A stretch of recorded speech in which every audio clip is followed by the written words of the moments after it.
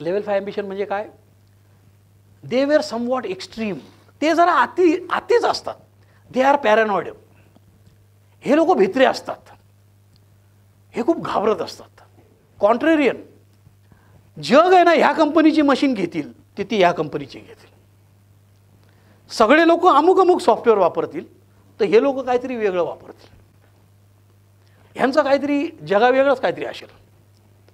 सगळे लोक अमुक अमुक गोष्टी खातील तर ते काहीतरी वेगळंच खातील. ओके. इंडिपेंडंट. ते इंडिपेंडंट असतात.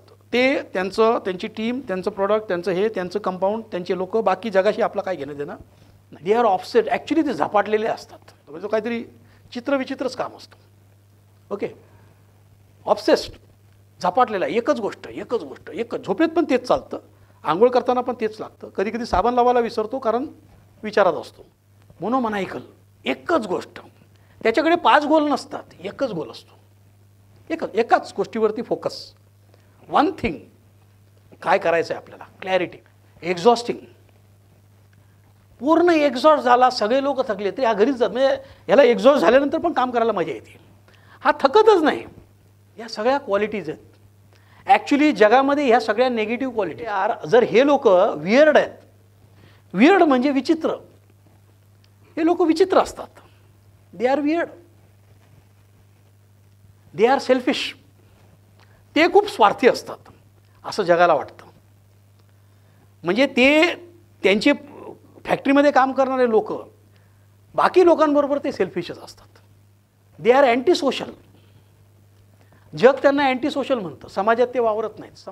प्रश्न हा आहे, जर हे लोक वियर्ड आहेत, हे स्वार्थी आहेत, हे अँटी सोशल आहेत, हे पॅरानॉइड आहेत, हे जगावेगळेच आहेत, ते स्वतःच्या विश्वातच राहतात, ते झपाटलेले आहेत, ते मोनोमॅनिकल आहेत, ते एक्झॉस्ट संपल्यानंतर सुद्धा काम करतात, पण लोक किती मूर्ख आहेत यालाच कशी भेटतात?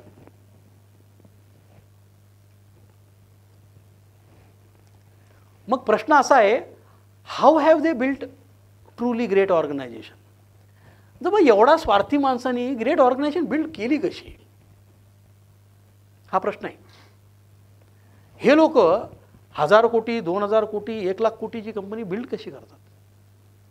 Why would anyone work for this people? यांच्यासाठी लोक कामं का कर? हा घरीच जात नाही.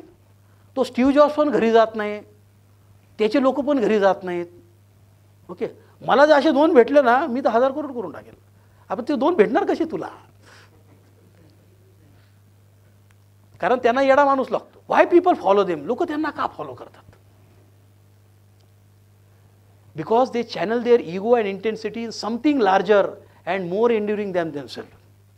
त्यांना काहीतरी मोठं करायचं असतं, खूप काहीतरी मोठं करायचं असतं जगावेगळं.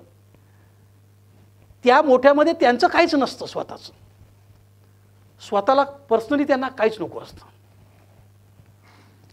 दे आर ॲम्बिशियस. ते खूप खतरनाक महत्वाकांक्षी आहेत. To be sure, but for the purpose beyond themselves. त्यांच्या जेवढ्या महत्वाकांक्षा आहेत ना, त्याच्यामध्ये त्यांच्या स्वतःसाठी काहीच लिहिलेलं नाही. Okay. Be building a great company. त्यांना एक ग्रेट कंपनी बिल्ड करायची. Changing the world. त्यांना जग बदलायचं आहे. त्यांना जगात परिवर्तन करायचं आहे. आपण छोटे असू तर आपल्याला अमुक अमुक इंडस्ट्रीमध्ये परिवर्तन करायचं आहे. Okay. Changing the world or achieving some great object that ultimately not about them. त्यांना असं काहीतरी अचीव करायचं आहे ज्याच्यात त्यांचा, त्याच्या बायकोचा, मुलीचा आणि मुलाचा आणि त्याच्या घराचा आणि प्रॉपर्टीचा काहीच संबंध नाही. ओके. ही ह्याला म्हणतात level 5 ambition. Miller's life was dedicated for 2 things, Biomet and his family. त्याच्या लाईफमध्ये 2च गोष्टी होत्या, बायोमॅट कंपनी आणि त्याची family. There is nothing else I want to do in my life, said Miller. Actually मला जीवनात आहे ना, मजेसाठी दुसरं काय करायची गरजच नाही म्हणतो. मी जे करतो त्याच्यात एवढी मजा येते, मला एवढा आनंद मिळतो, तेवढा आनंद दुसरं काय करण्यामध्ये कधी मिळूच शकत नाही. त्याच्यामुळे आनंद आणि मजेसाठी मला वेगळं काय करावंच लागत नाही, असं मिलर म्हणतो. What is the point of just more and more and more for the sake of more and more? म्हणजे एका लेवलनंतर काहीच मजा नाही. म्हणजे at some point you are just satisfying uncontrollable greed complex. त्यांना पैशाने आनंदच मिळत नाही. They didn't define themselves by fame. त्यांना प्रसिद्धी पण आवडत नाही. Didn't define themselves by power. त्यांना पैशाने पण कॉन्फिडन्स येत नाही, त्यांना प्रसिद्धी पण नको असते, ते लोकांपासून लांब राहतात. What they define themselves by impact. जगावर इम्पॅक्ट. आपल्याला इम्पॅक्ट, मी पृथ्वीवर असल्याचा जगाला काय फायदा आहे.